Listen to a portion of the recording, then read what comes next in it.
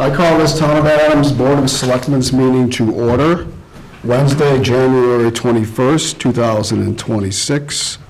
This meeting is being recorded. The Board of Selectmen meetings are recorded and televised live on Northern Berkshire Community Television, Channel 1303. Anyone in the audience who is planning on recording a part or all of this meeting, please inform the chair. It is okay to do so, but the open meeting law requires you to inform the chair. I see the Eagles here possibly, but anyone else? Okay. The Board of Selectmen would like to welcome our new town administrator, Nick Kakamo, sitting to my left. He's starting this week. And we'd also like to thank our interim town administrator, Holly Jekyll, for all the hard work she's put in over the last several months. It is very much appreciated. Next on the agenda is the Pledge of Allegiance. If everyone would please stand and join the board in reciting the Pledge of Allegiance. I pledge allegiance to the flag of the United States of America and to the republic for which it stands, one nation, under God, indivisible, with liberty and justice for all. Thank you.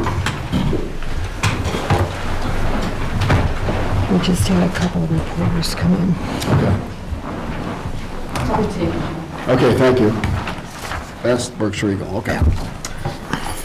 All right, so the first item, the second item on the agenda is a public hearing, which is called for 6 o'clock. A presentation on draft analysis of brownfields cleanup alternatives, ABCA, for 115 Holland Avenue, former Curtis Fine Paper site,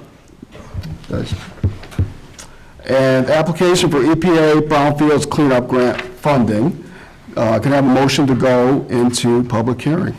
I'll make a motion that we go into public hearing for the presentation on draft analysis of brownfields cleanup alternatives, the ABCA, for 115 Howland Avenue, former Curtis Fine Paper site, and application for EPA brownfields cleanup grant funding. Motion by Ann. Do we have a second? I'll second. Second by Jay. Any discussion? Hearing none. All those in favor say aye. Aye. Against? None. Donna Seasonal. Thank you. That's all it is. This is a way of introduction. For the past 15 years or so, the town's actively participated in the Berkshire Brownfield Program implemented by the Berkshire Regional Planning Commission. The program documents the hazards and contamination of brownfield sites in the region as prioritized by local communities. It develops a cleanup plan, and then often it works to secure funding for cleanup. The town's benefited greatly from this program. We've cleaned up 20 Commercial Street, 50 Commercial Street, and 1 Cook Street, just to name kind of the most recent. They've all been completed over the past few years. Melissa Provencher, who manages the program for BRPC and the region, I just want to call her out. We've worked with Melissa for a while now. They also helped us obtain a grant from EPA for assessment in 2023. The town received $500,000 in funding. Through that grant, we focused on Route 8 sites, the Route 8 corridor sites. As part of that work, we issued an RFP to get Weston and Sampson. We selected Weston and Sampson to help us implement that program, and we're also joined by Kaylin Loki. She's project manager, right, for Weston and Sampson. So, as you know, one of the primary sites along the Route 8 corridor is the former Curtis Fine Paper Mill site. It's not only a predominant site, it's a very large site, 12.3 acres. So tonight, we're going to hear a summary of the assessment work, the findings of that effort, and then also our proposed cleanup plan for the property. Kaylin? Well, I do have a slideshow, and it was up and now it crashed, so we're trying to get that pulled up right now, because honestly, a lot of these photos, speak to what the site is, the conditions of the site, so if you can just bear with us.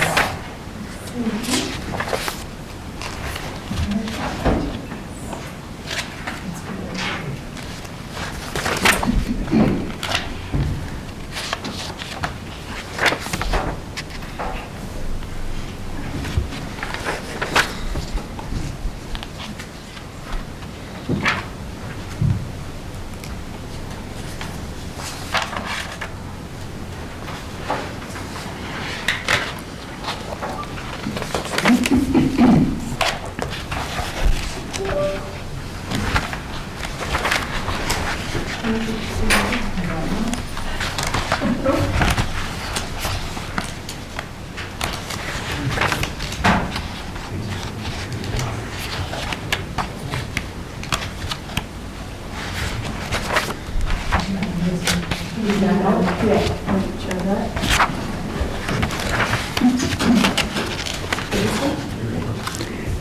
a better system.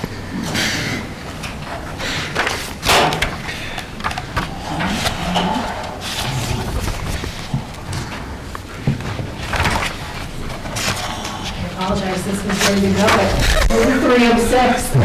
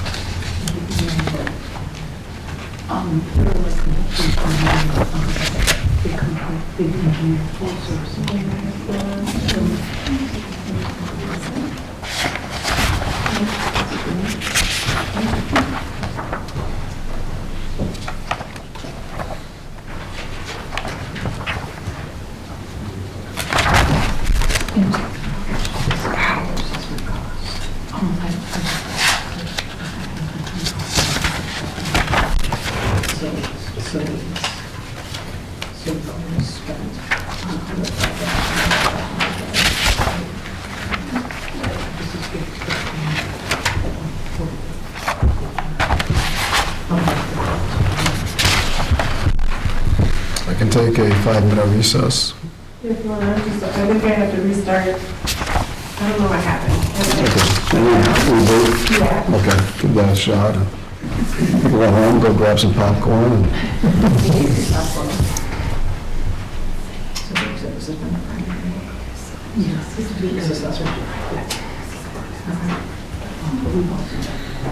I thought I had an issue with Zoom.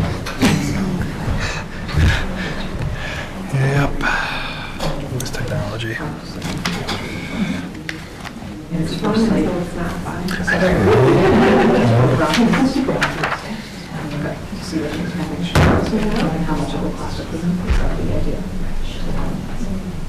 Well, I found it weird, like it was on that whole time and then it just. Right. Nope.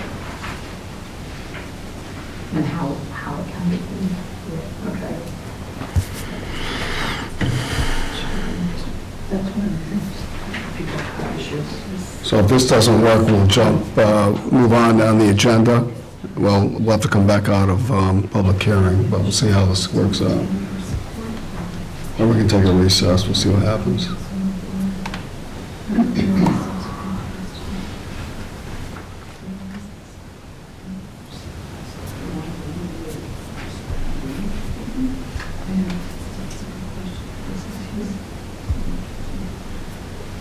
So Caitlin, I was going to say that board members have, they were sent both the structural analysis that Weston Sampson did, and they were also sent the APCA. So if worse comes to worse, I just wanted to know that they do have some familiarity with the, in terms of level of deterioration. That's great. Yeah, I mean, Oh, yeah, no, I see.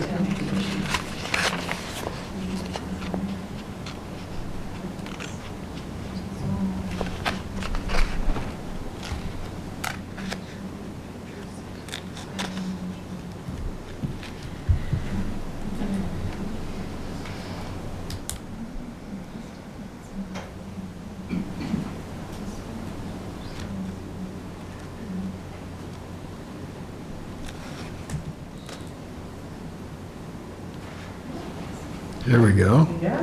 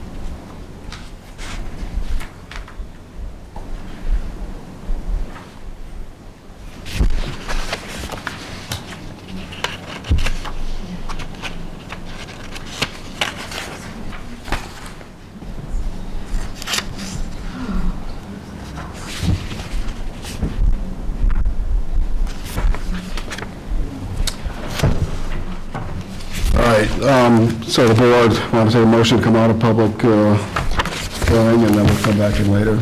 I'll make a motion that we come out of public hearing. Motion by Ann, do we have a second? I'll second. Second by Jay, any discussion? Hearing none, all those in favor say aye. Aye. Unanimous decision. So what we're going to do is we're going to continue to move on the agenda as soon as the technology gets working and get back to the public hearing. Next on the agenda is public comment. Anyone in the audience who would like to address the Board of Selectmen? Okay. Licenses, review and approve common vic license for Doughboys Pizza, 86 Holland Ave. What is the board's pleasure? I'll make a motion to approve the common victual license for Doughboys Pizza, 86 Holland Avenue. Motion by Ann, do we have a second? I'll second. Second by Jay. Holly or Jordan, anything to add on this common vic license by Doughboys Pizza? No, they've submitted the requisite paperwork and they've paid their taxes, so they're all set to go. Good to go. Okay. Any further discussion? Did they get an inspection all Yes. set? Inspection. too? From Good. building and code enforcement. Fantastic. Okay, any further discussion? Hearing none, all those in favor say aye. Aye. Opposed, none, unanimous decision. Okay, we have a list of traffic commission recommendations, which is under new business. Why don't we hold off on that set and move on, if the board's okay with it, move on to item 7 on the agenda, which is going back to old business, the excess suffrage celebration fund policy second reading. Any policy that the board changes, updates, or if it's new, we have 2 readings. The first reading was at the last Board of Selectmen's meeting. This is the second reading, and we did have an input, and I'm going to hand it over to Holly. Could you go over what we did receive an input from a citizen in regards to the policy? So one of the, when the donation came in, the person who donated had expressed that it includes celebrations akin to the one planned for in 2020. So we added that one bit of language to the 5th item down where it explains the expenditures. And I can read it again in its entirety, and it will be marked on yours in red. Thank you. So the purpose of this policy is to establish procedures for the management and expenditure of funds held by the treasurer received from the Adams Suffrage Centennial Celebration Committee, further known as the committee. The committee collected monetary donations to fund a series of historical and cultural programs over the course of 2020, which marked the 100th anniversary of the adoption of the 19th Amendment, as well as the bicentennial of Susan B. Anthony's birth, to honor the town's heritage with respect to women's suffrage. The committee used donated funds to construct and install a statue in honor of Susan B. Anthony.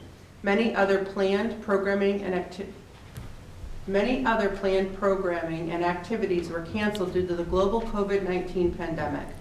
As a result, the committee held excess donated funds, which were transferred to the treasurer. These will be known as the funds. So fund management and expenditures.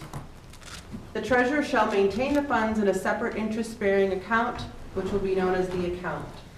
Except interest earned, no additional funds shall be deposited into the account.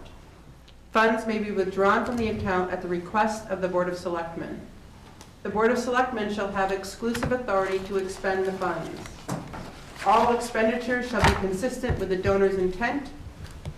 Programming and activities consistent with donor intent shall include, but not be limited to, maintenance and upkeep of the Susan B. Anthony and McKinley statues, or events and educational programming focused on women's suffrage, history, or issues, and celebrations akin to the one planned for in 2020. Whether an expenditure is consistent with the donor's intent shall be at the sole discretion of the Board of Selectmen. When the funds are depleted, the account shall be closed. All right.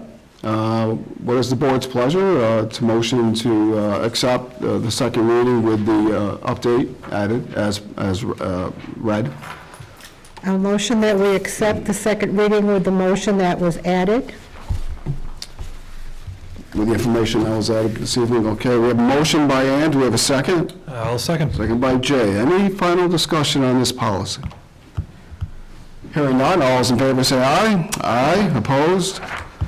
Any abstentions? None. Unanimous decision. So how's it look for the public hearing? We ready to go? All right. Okay, so we're going to go back to item number 3. We appreciate everyone's patience. It's well worth it. We have a motion to go into a public hearing, and please state the reason again for the record. We are going into I propose we go into public hearing for the presentation on draft analysis of Brownfields Cleanup Alternatives, ABCA, for 115 Holland Avenue, former Curtis Fine Paper Site, and application for EPA Brownfields Cleanup Grant funding. Motion by Ann, do we have a second? I'll second. Second by Jay. Any discussion? Hearing none, all those in favor say aye. Aye. Opposed, none, unanimous. We are now in the public hearing, and technology is working. Okay. Thank you, and sorry for the Oh, that's delay. okay. No problem. So, my name is Kayla Lochi, and I'm with Weston Sampson, and I'm here tonight to talk about Curtis Fine Paper Site. Just to give you a little background about Weston Sampson, we are a multidisciplinary engineering firm. We're about 126 years old. We're 100% employee-owned, municipally focused. And we have been working with the town of Adams for about a year and a half now on their brownfield program. We've got extensive experience working on brownfields since the inception of the EPA program back in the late 1990s. So again, my name is Kaylin, but we've got a team, behind the scenes, working on this project. My colleagues Sarah DiStefano and Paul Euskaris, who aren't here today, but they've done a lot of work to get us to this place. But really, we're here to talk about the Curtis Fine Paper Site, which is a brownfields. And if you're not familiar with what a brownfield is, it's a property that cannot be redeveloped or reused because there's either complications of contamination or perceived contamination of hazardous material or other kind of contaminants on site. The Curtis Mill is a prime example of the brownfields. Like I mentioned, over the last few years, we've been working with the town on their existing EPA brownfield assessment grant. And as part of that grant, we've been focusing on this site because the reuse potential is great. It's in a great location. It has utilities right there. It's right along the rail line. Right on the Route 8 corridor. So the site itself has great potential, but not in its current condition. It needs to be cleaned up. The town was looking for developers, an RFP out for interested developers to come check out the site, but one complaint was the building conditions. No one wants to invest in a site where everything is already crumbling and falling down, and, you know, they don't realize what the risk is there or the complications associated with that. So this site needs to be cleaned up, and the town is applying for a $4 million EPA brownfield grant that would help to clean the site up. And as part of that cleanup grant, we had to do a brownfield analysis of the different cleanup alternatives. We had to present them to the public, so that's what we're doing now. And we're giving the public an opportunity to provide any feedback about the cleanup analysis. So we're going to run through the site conditions. We'll talk a little bit about the alternatives and which one we'll be recommending for the cleanup application. So just a quick history of the site, which I'm sure most of you are familiar with. The site was manufacturing specialty paper products for about 100 years.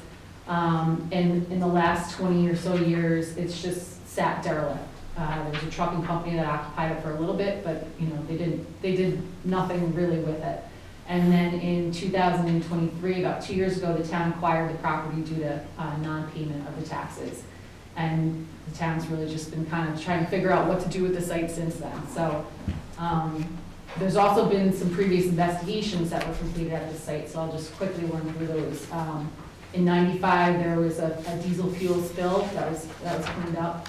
In 2010, EPA listed the site as a Superfund site because of the number of leaking drums and above ground storage tanks and totes that were found there. They had an emergency response team come out and do an assessment. About 10 years later, EPA came back out and removed like the worst of the leaking drums out there. They also removed some soils, and they demoed the smokestack, which was at that point kind of falling in on the building itself. So, and then finally in 2021, there was a subsurface investigation that was completed out there, and there were contaminants identified in the soil and groundwater. So I know everyone probably drives by this site every day, but I don't know when the last time you were actually in the building, and the conditions are pretty bad. You know, there's complete deterioration of a lot of the buildings. You can see on the right-hand side in the middle of that picture, there's holes right in the roof. And the picture on the left is from within the building looking up through those holes. So, you know, there's complete roof collapse in some areas, there's interior wall collapse in some areas, you know, the ceiling tiles down, floor slabs are sagging or just, you know, have caved in. There's insulation exposed. The middle picture shows some exterior walls crumbling down. You know, even structural beams and columns are pretty severely damaged. So it's in really rough shape. And, you know, some of them are to the point where they're too far gone. You know, they can't be used and it's too far gone for repair. And then in addition to that, there's also several hundred drums and totes and above ground storage tanks still within the building that contain different types of chemicals and materials. So under the assessment grant, we tried to, after taking all this in, we were trying to understand, like, what could we do to get us closer to cleanup and eventual reuse of this property. So under the assessment grant, we decided to first do a structural assessment of the site. And the structural assessment really just involved a visual inspection throughout the 5 buildings. And it also included an aerial inspection where we had a drone fly above and take video and photos. And this really helped us determine the overall conditions of the buildings and help us determine which buildings were salvageable and could be viably repaired and which ones were total loss. So the structural assessment showed that there was water exposure and moisture damage to all the buildings. But there was various levels of roof collapse and wall and slab damage. So building 1, which is like on the northwest side, that was a small warehouse, that was in poor condition, but it had some hook to it. There was a chance to be able to repair it, but it barely did extensive repair. Buildings 2, 3, and 4 were too far gone. They're, not viable for repair at this point. And then building 5 is kind of, had the best condition out of the 5 of them. There was some damage, but it's definitely repairable. So now that we had an idea of the overall conditions of the building, and which ones needed to be demolished, we kind of said, okay, what can we do? What can we do with this information? And EPA doesn't just hand out money to demo buildings. There's got to be some kind of hazard associated with it, some kind of contamination or hazard present within the building materials for it to be eligible for EPA cleanup funding. So as part of the assessment grant, we then decided to complete a hazardous building material investigation. And as part of that assessment, we collected samples of insulation, of plaster, tile floors, roofing material, paint chips, caulk, anything that we could safely access in the building, we collected samples of. And the hazardous building material assessment indicated that, hazardous building materials are there, including asbestos, lead-based paint, PCB containing caulk, and universal waste that included, like fluorescent light bulbs, aerosol cans, degreasers, that type of thing. So, this assessment really confirmed that the hazardous building materials are present, and it confirmed that, an abatement, a demolition would be eligible for the cleanup grant. So as part of the cleanup analysis, we had to establish some cleanup goals. The first one is the hazardous building material, abatement would address public safety concerns. It would decrease the potential of the release of these hazardous substances from the structures during redevelopment. And it really would allow safer conditions for future investigation or remediation in the subsurface soil. So that was one of our first goals. The second goal was kind of, with developers in mind and redeveloping the site, we wanted to eliminate as much uncertainty as we could before any redevelopment of the site would take place. So to remove that risk and any uncertainty, that's one of our goals, and to reduce any costs that the developer would have to pay as part of the redevelopment. Taking these buildings down would reduce the cost any developer would have to pay out. So that was our second goal. And our third goal is, ultimately to promote revitalization and reuse of this property and in that, that area. So we looked at 3 cleanup alternatives as part of the analysis. And APCA, I should just mention, is Alternative Brownfield Cleanup Analysis. That's what APCA stands for. So the first one, it's pretty simple and it's kind of stupid, but no action. If we didn't do anything, what would happen? Obviously, that's the cheapest alternative, but it's ineffective, doesn't meet the cleanup goals. It fails to prevent, exposure to the hazardous materials. So that's obviously not a realistic alternative.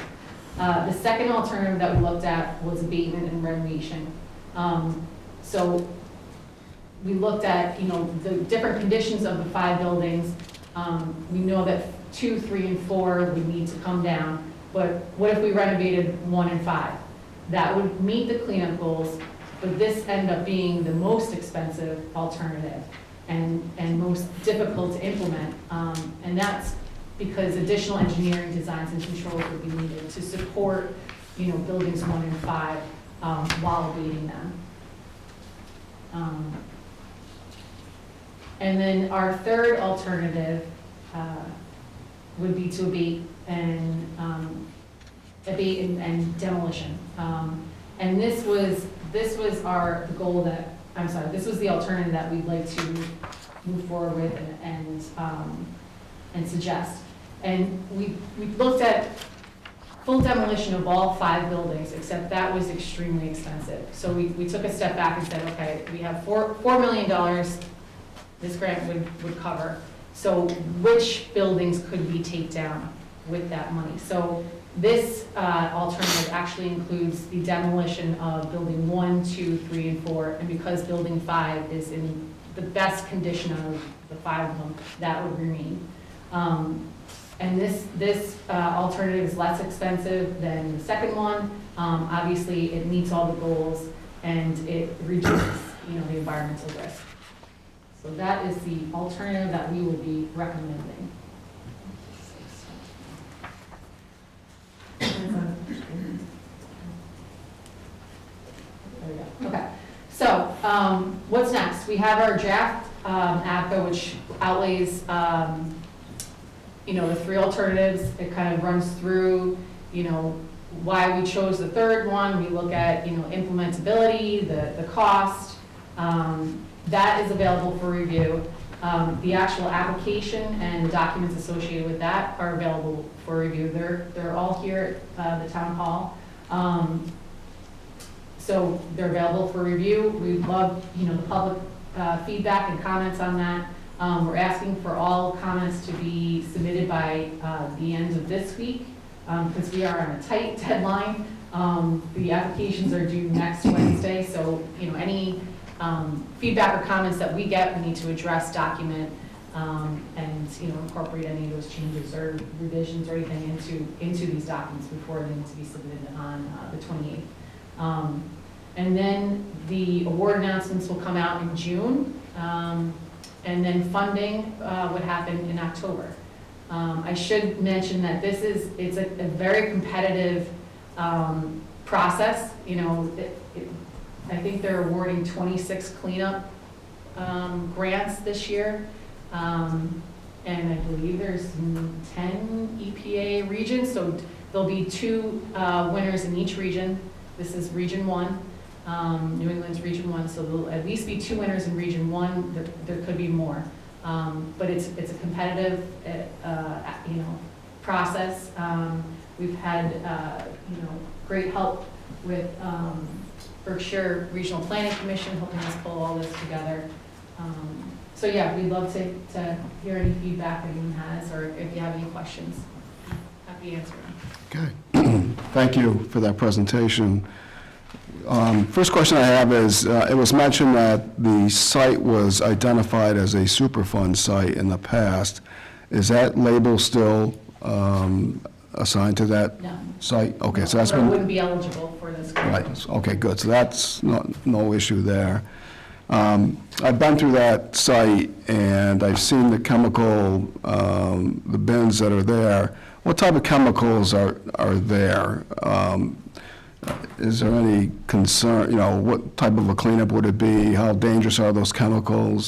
So we haven't been through and, we don't know every single label, but Right. I would imagine since the EPA has already been through and done a cleanup of like the worst that were there, Right. that what is left isn't too bad, but Okay. any demolition that occurs, we'd have to get all those drums, totes, anything like that out beforehand. And the alternative analysis and the cost include removal of everything. Well, both alternative analysis that included cost for removal of that, so, Okay, great. yeah. Okay, fellow board members, questions? Okay. First off, thank you for all the work and everything that got put together between the town staff, BRPC, and your group as well, the engineers. Obviously, this is a huge site for our town and quite the eyesore when you're driving down Route 8. It's unfortunately one of the entrances into the town, so we get questions on this property quite a bit. Seeing the 3 options on there and seeing the costs, I don't see any way that our town could do this without the Brownsfield money, so just my opinion here, the applying for this and hopefully, if we're lucky enough, definitely seems like a viable option for us. I just don't think the town could do this on our own, so hopefully with the amount of work that's been put into it, it bodes well when it gets to the next levels, but yes, exactly. But thank you for all the work, and I think that's a great update for the community to know exactly what's going on with this property, because it's probably the biggest one that we have to deal with right now in this type of situation, so that's it. The rail access, This is the rail that Specialty Minerals currently uses, and I think it was upgraded by the federal government maybe 5 years ago, estimating.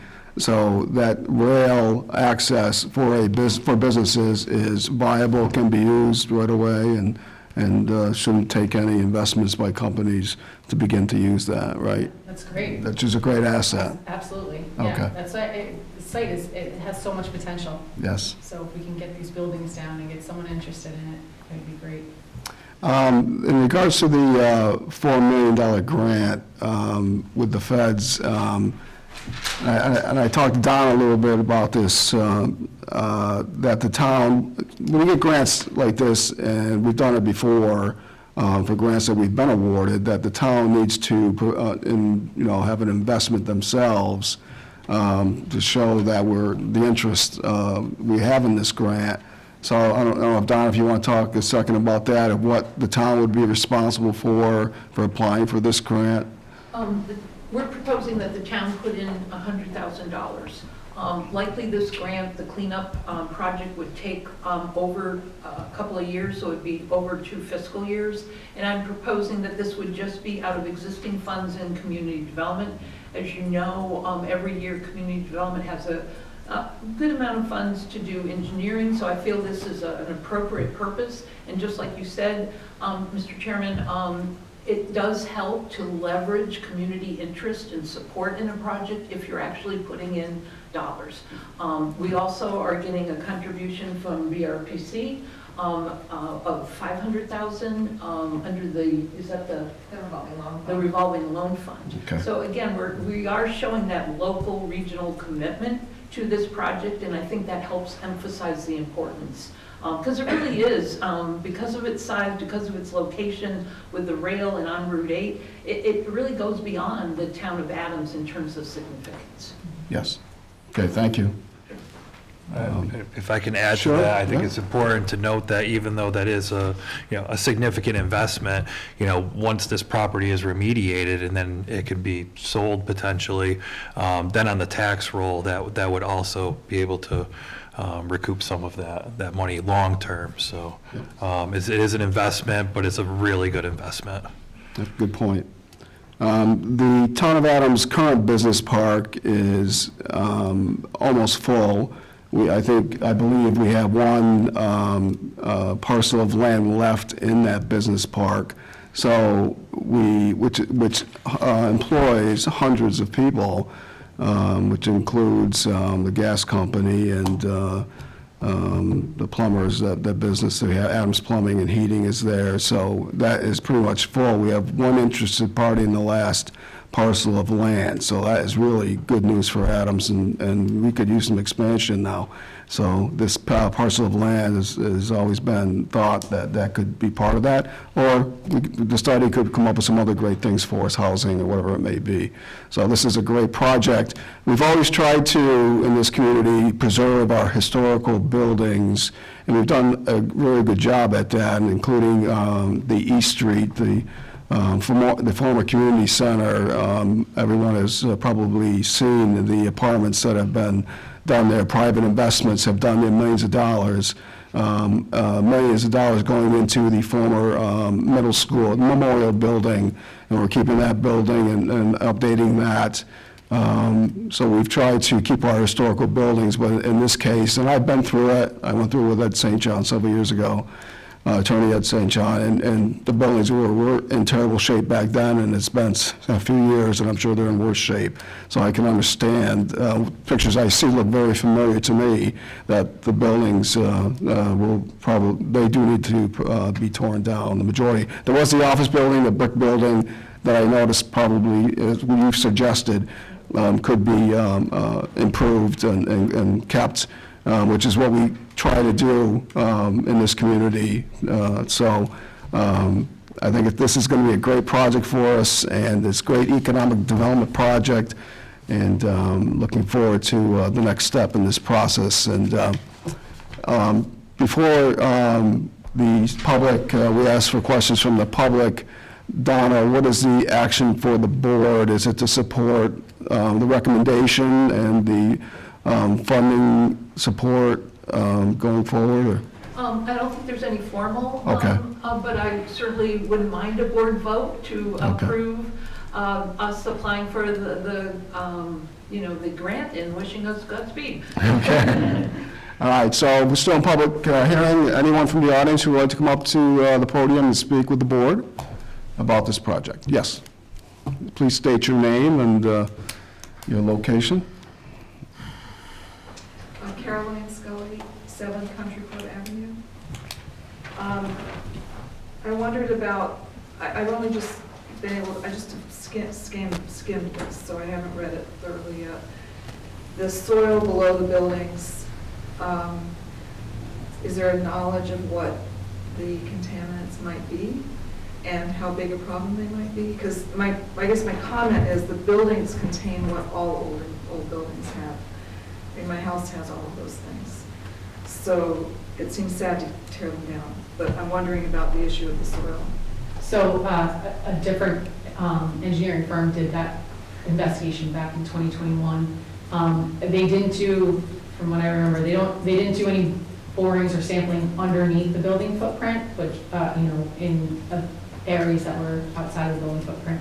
And I believe there was some heavy metal contaminants and some hydrocarbons. But because the building structure is in such bad shape, there can't be any kind of investigation done within the building footprint.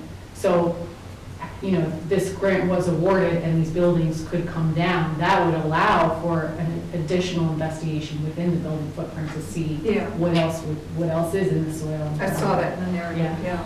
And presumably that would require more remediation.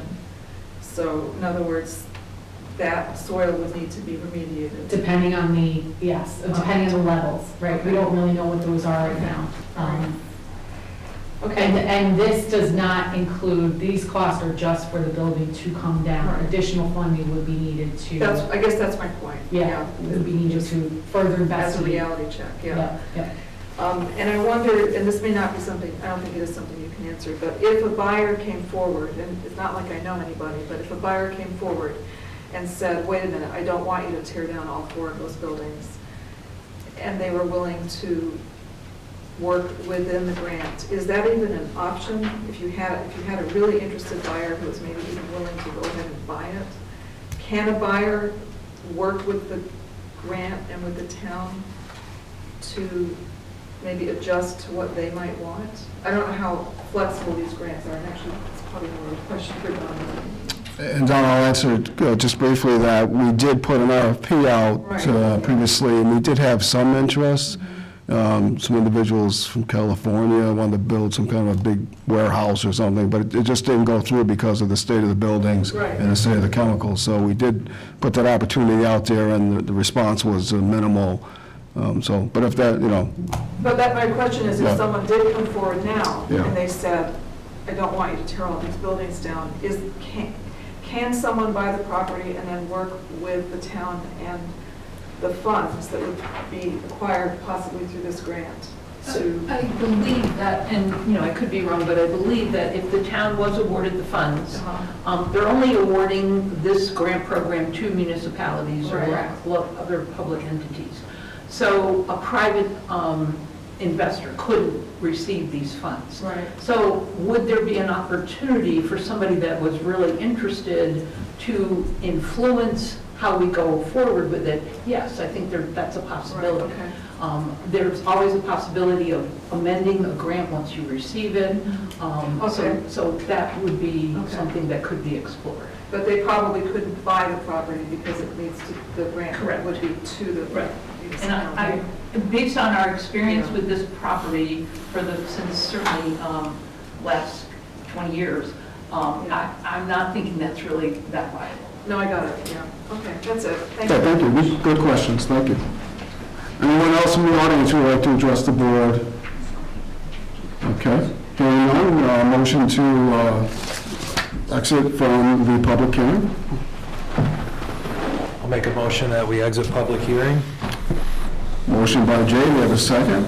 I'll second. Second by Ann, any discussion? Hearing none, all those in favor say aye. Aye.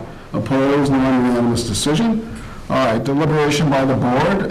Do we have a motion, supporting motion that someone would like to make? Good. I'll make a motion that we approve and support what is being done, and with this draft analysis that we have gotten, and that we get it done as quickly as possible so we can get it by January 28th, 2026. And please, if you are out in the public and you would like to view it, please do, but do it this week. And thank you for your help. So we agree with the there's a motion. Do we have a second? Yeah, I'll second. Second by Chair.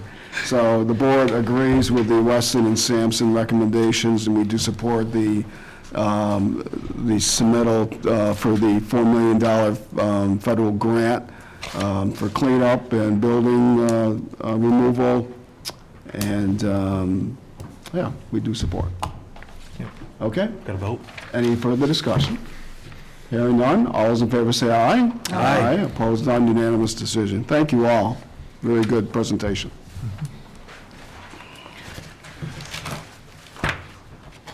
All right, so the board has, we're going to move to item number 6, which is new business, the Traffic Commission recommendations.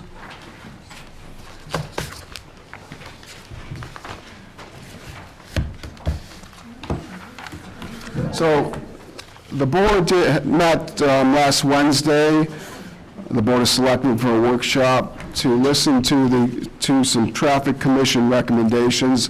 They've been building over time throughout the community. The Traffic Commission is a recommending commission to the Board of Selectmen in regards to street signage, parking on streets, so anything to do with traffic, parking type requirements in places that neighbors have problems with what's going on, and they provide input. We pass it off to the Traffic Commission. They do a review. The chief police is the chair of that Traffic Commission. Chief Sorrell, Acting Chief Sorrell, took on the lead of this effort. Also had Tim Coda from the DPW as part of the review, and the other members of the Traffic Commission to provide the Board of Selectmen with their recommendations. The Board of Selectmen has the final say, other than a few that may go to town meeting as a bylaw update.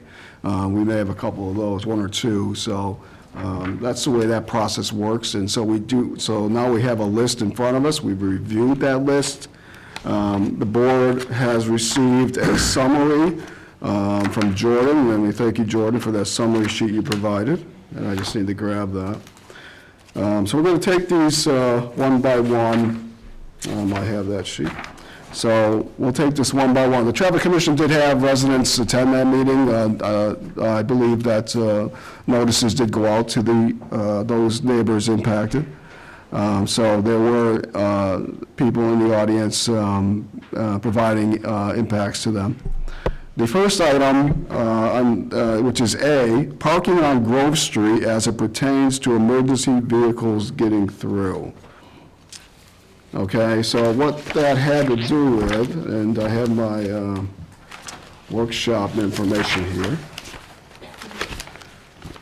is this Grove Street, if you go down by the old gun shop, that flattens out in that area, there's a street that goes off of Grove Street, right? It's a dead end. It's going to be where a new bridge is going to be installed by Mass DOT across the river in that area, but there is a dead end on that street. And the complaint was, there have been complaints regarding the parking of residents of Grove Street. It leaves no room for vehicles to pass. Some residents have been unable to enter or exit their driveway. This also raises the issue of any emergency vehicle having the space to travel on this road in case of emergency.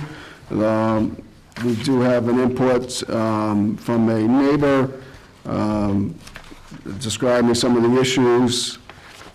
The recommendation that was made to the board at the workshop, I got a lot of papers here, was that there's no action here. Call the police department with any issues, officers will be made aware. So residents in this area, please call the police department with any blocking issues, vehicles blocking, or if you feel that a emergency vehicle cannot get through, please contact the police department, and they will come out and discuss with you the situation and log those incidents. So the board's not going to take any action on that this evening, and we'll monitor that through the chief of police. The second item, parking on Willow Street as it pertains to residents exiting their driveway on a dead-end street. So Willow Street,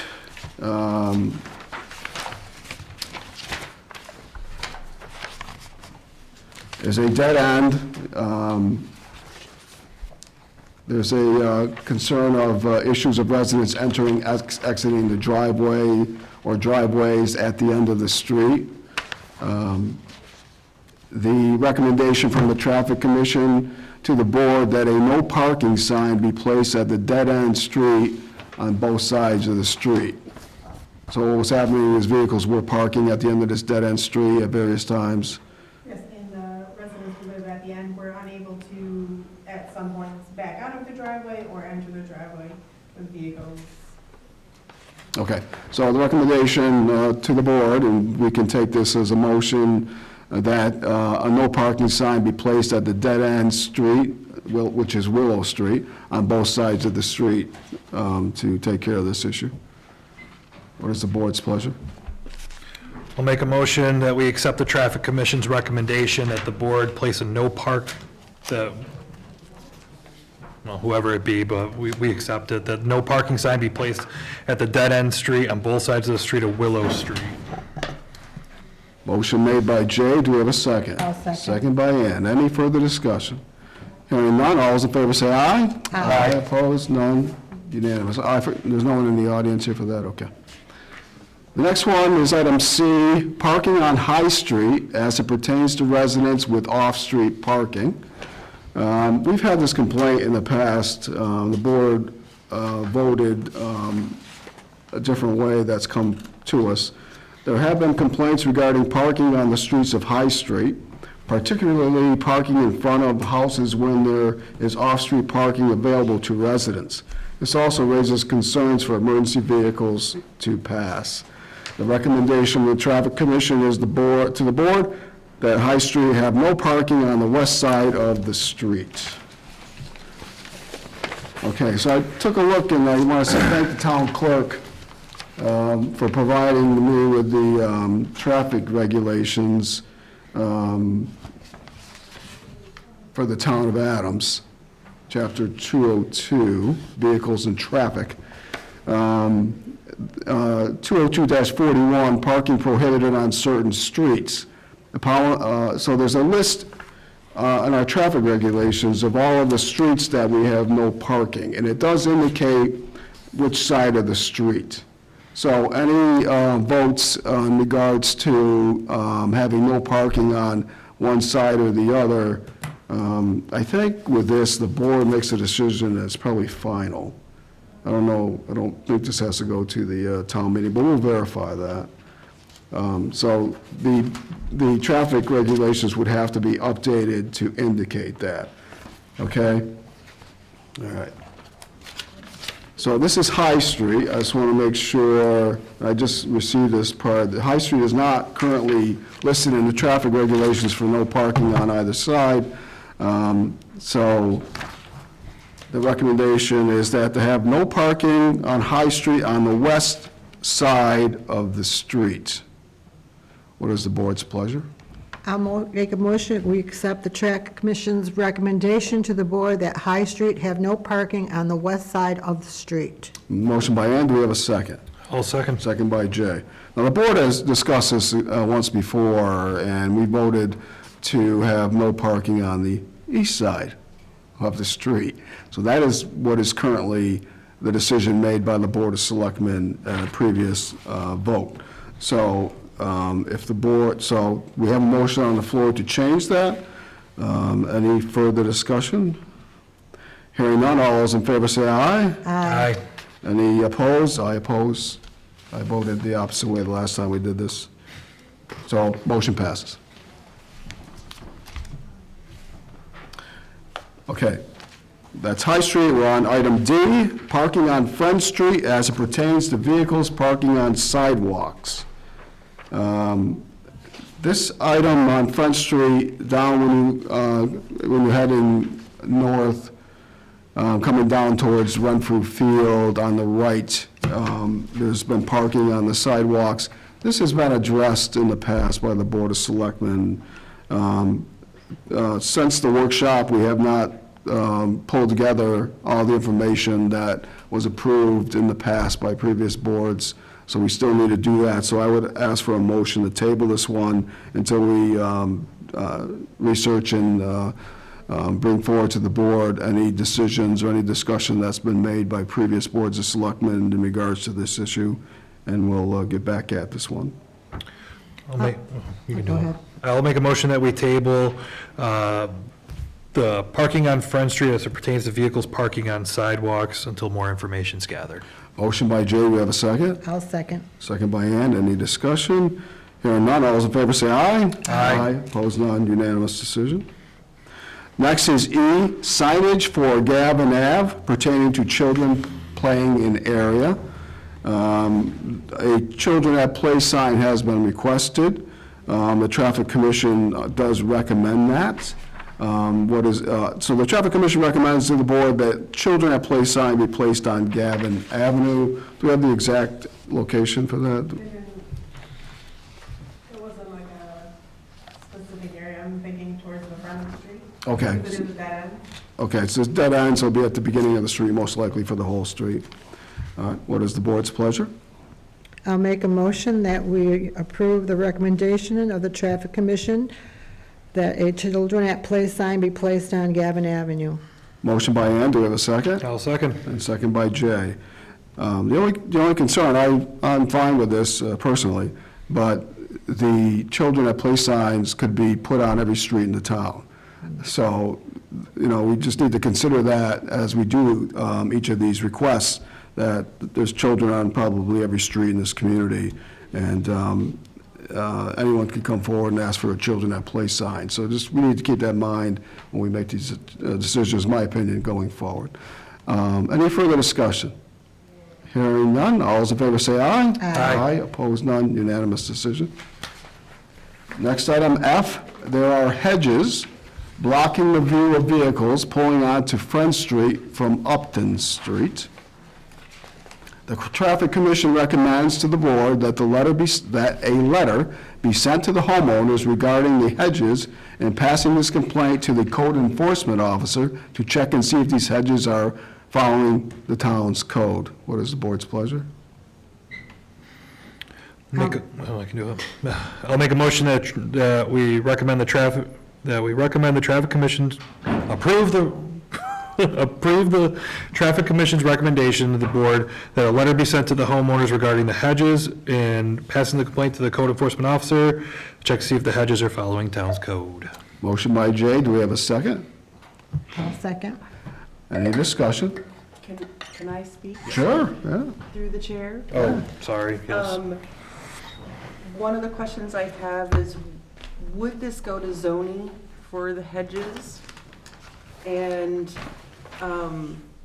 I did travel that street today, and I was almost hit trying to see if those hedges really do impact you, and I'm in a tall vehicle. I thought it wouldn't affect my vehicle, and I pulled out, and I slowly had to creep out of this street onto Front Street, and 2 cars almost took me out. So something does need to be done, but I'm not sure if it even violates the code, but it was difficult to get out. When we discussed this at the workshop, Christine had made comments that we would have to amend it to the zoning board because it would be the zoning. There are points, we kind of looked up the zoning laws afterwards. There are measurements and things of that nature that they can go about to see if it is within their town. So the recommendation is to send this over to the zoning board? Right. Rather than the code enforcement officer? Right. Okay. So you want to retract your motion, Yeah, I'll Jay, and the second's retracted? Yeah, I'll retract my motion. And I'll retract my second. Thank you. All right. So then I'll make a motion that we approve, oh, I guess that's different than what the traffic commission recommended, correct? So, I'll make a motion that we, send a letter to the zoning board, or forward this to the zoning board, regarding the hedges and passing the complaint to them to see if the hedges are following town code. Motion by, Work. That work? motion by Jay, do we have a second? I'll second. Second by Ann. Any discussion? Hearing none, all those in favor say aye. Aye, opposed, none, unanimous decision. Moving on to G, hedges blocking the view of vehicles pulling onto Holland Ave near 110 to 108 Holland Ave. The Traffic Commission, we don't have any recommendation from the Traffic Commissioner. Same as well. Same as the last. Same as the previous one? Okay, so we have a motion similar to the previous motion for item G. I'll make a motion that we send a letter to the zoning board regarding the hedges blocking the view of vehicles pulling out to Howland Avenue near 110 to 108 Howland Ave. Motion by Jay, do we have a second? I'll Second second. by Ann. Any further discussion? Hearing none, all those in favor say aye. Aye. You good? So through the chair, I did do that one as well, and it looks to have been cleaned up. It is much easier to see. Everything's been brought back to the fence line, but it might still need to go to zoning to make sure that it's accurate. That was just a visual observation. Okay. So it goes off to the zoning board, they'll verify it, maybe in compliance, and we're good. So it's a unanimous vote. Next is, we're down to I, parking on Columbia Street near 88 Columbia Street, blocking view of vehicles entering onto Columbia Street. The Traffic Commission recommends to the board that no parking signs be installed around the crosswalk as deemed by town regulations. So they're recommending no parking signs be installed around the crosswalk as deemed by town regulations. So cars parking near the crosswalk have caused some issues here, correct? I'll make a motion that we approve the traffic commission's recommendation that there be no parking signs be installed around the crosswalk as deemed by town regulations near 88 Columbia Street. Motion by Jay, we have a second. I'll second. Second by Ann, any discussion? Hearing none, all those in favor say aye. Aye. Aye. Opposed? None? No abstentions? It's a unanimous vote.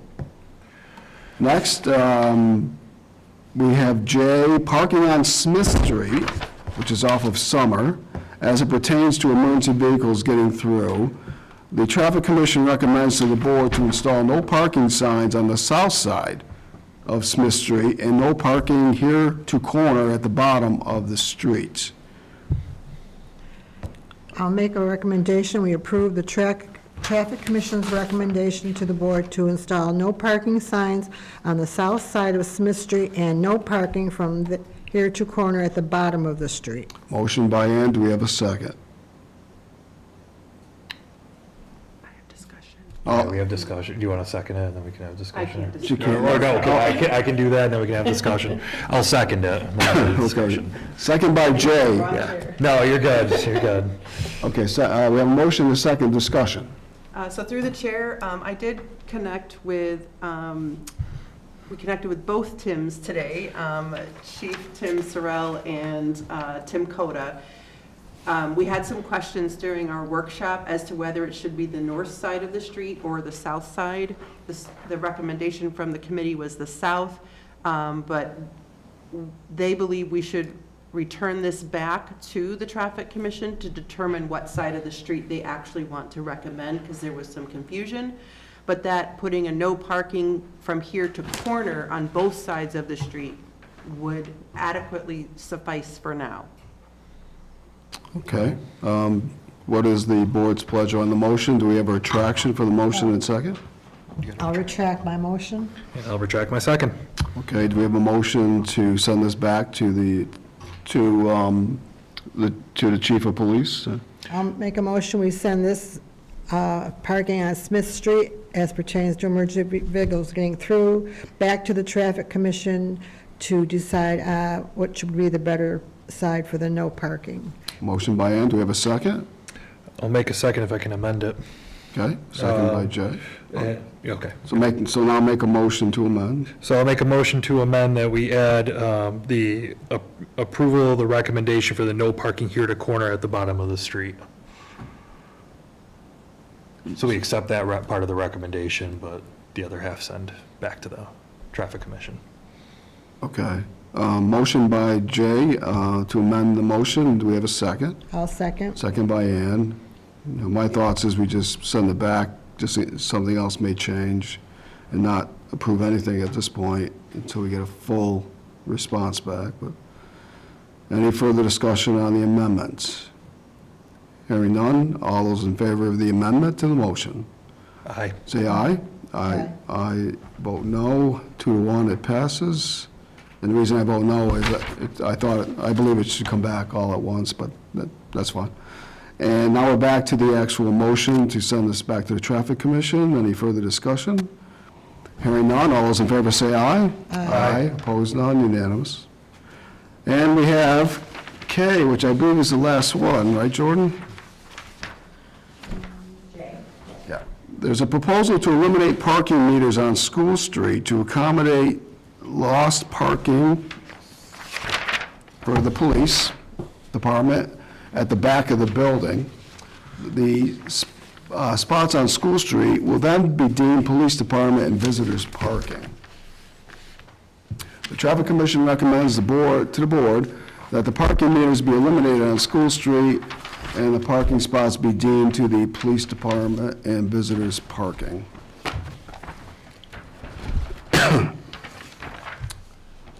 What is the board's pleasure? You have anything to add? So at your workshop, the current acting chief of police said there was no reason to do this. Correct. So what is the board's pleasure? No action or at this time? I make a proposal that we make no action for change on this proposal. Okay. A motion by Ann. Do we have a second? I'll second. So the board's going to take no action on this Traffic Commission recommendation as provided to the board. Any further discussion? Hearing none, all those in favor say aye. Aye. Opposed, none, unanimous decision. So that takes care of the Traffic Commission recommendations. I want to thank the Traffic Commission. There was a lot that was built, that was backed up, and they went through everything and held a public meeting, and we held a workshop last week. So we got through that process, and I'm sure we'll be getting back to that again soon. And the amended agenda. Okay, so we finished new business Traffic Commission recommendations. We've already done the old business of the policy for the excess suffrage celebration fund policy. Now we have a set of communications. I'm going to have Holly support on this. The first communication is from the Healy Driscoll administration, awarded grant funds to address domestic violence, sexual assault, and stalking. Our Adams Police Department is a grant recipient in the law enforcement category.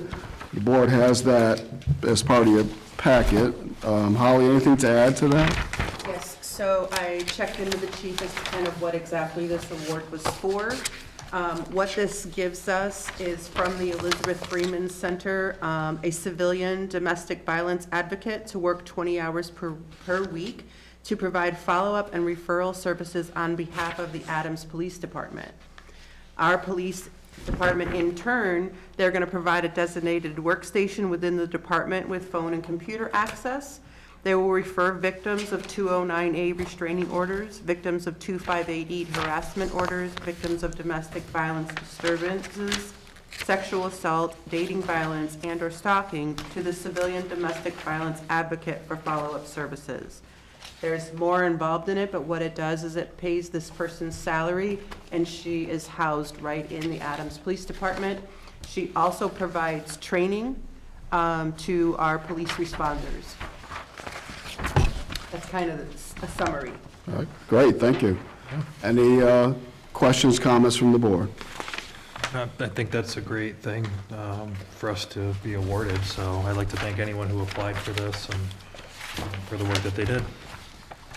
All right, next is item B. The Mass DOT's Highway Division Project Review Committee has approved a superstructure and/or bridge replacement project in 4 communities and has begun project development. For Adams, Project A-04-010, Pleasant Street over the Hoosick River was approved. Holly? So it is good news, but it's early days. We're going to have to some wait and see here. And if you look at the Mass DOT form, it does say it should be noted that Project Review Committee approval is not a commitment of state or federal funding to the project. But it has been given a project number, and we are hopeful that this project will move forward for our community and the other 3 that requested it. Okay, any questions from the board? All right, the next item under communications is from Berkshire Gas Company that has filed a petition with the Department of Public Utilities for an increase in gas distribution rates. The Department of Public Utilities will conduct 3 public hearings. Holly? So I'm going to let you know when those hearings will take place. The department will conduct an in-person public hearing on January 29th of this year, beginning at 7 p.m. at Greenfield Middle School Auditorium, 195 Federal Street, Greenfield, Massachusetts. The department will also conduct another in-person public hearing on February 5th of this year, beginning at 7 p.m. at Berkshire Community College, Boland Theater, 1350 West Street in Pittsfield, Massachusetts. There will be interpretive services available for these in-person public hearings. They will also conduct a virtual public hearing using Zoom video conferencing on February 4th of this year. The sessions will begin at 7 p.m. And what is the proposed increase by the gas company? I thought it was identified in that letter, which I'm having. It says a residential heating customer receiving services under rate R3 that uses an average 121 therms of gas per month during the winter season will experience a monthly bill increase of $53.96. Okay, so they're Giving different ones. If it's non-heating, what it would be, and low income would get an increase of $37.79. Non-heating customer would be an increase of $9.59.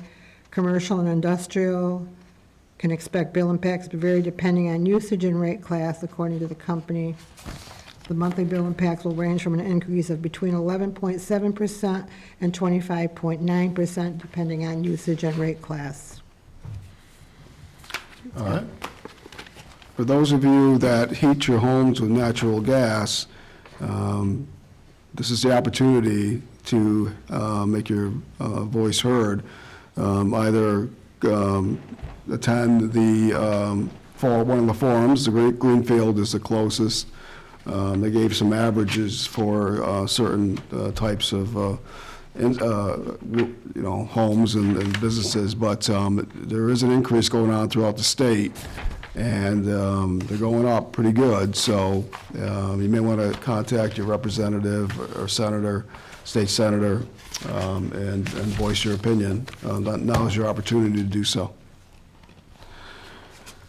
Okay, we have one more item under communications. We have the resignation of Linda Cernick from the Town of Adams Board of Health as of February 6, 2026. Ann, could you read that, please? Dear Board of Selectmen, due to my time constraints with my job, I will be stepping down from the Town of Adams Board of Health as of Thursday, February 6, 2026. It has been an honor to serve my community and uphold the highest standards of integrity over the past few months of my term. Sincerely, Linda Cernick. Okay. Want to thank Linda for all her work with the Northern Berkshire Solid Waste District. That does take a lot of time.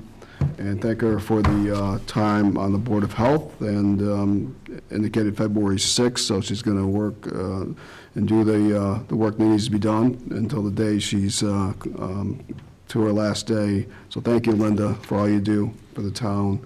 Anything else from the board? I want to thank Linda, and we'll probably need to get another Board of Health member after that. Yes, so this is an elected position, but when we have resignations like this, the board will appoint until the next election, I believe, and finish, yes, well, if you're interested in being on the Board of Health, please reach out to the town administrator's office within the next week and a half or so, or 2 weeks, so prior to our next meeting, regular meeting, which is in early February. Hopefully we'll have some good input on individuals, and we can make a decision then to appoint the replacement for Linda. So if you're interested, please contact the town administrator's office for the Board of Selectmen's open seat. Well, she's going to be there till February 6th, but we can still probably take care of this the next meeting if we get some good applicants. All right, so I think, unless I missed anything, we jumped around a little bit, but I believe the only item left to accomplish here is to adjourn. I'll make a motion for adjournment. Motion by Ann. I'll second it. And we have a second by Jay. Any discussion? Hearing none, all those in favor say aye. Aye. Opposed, none, unanimous. This meeting has ended.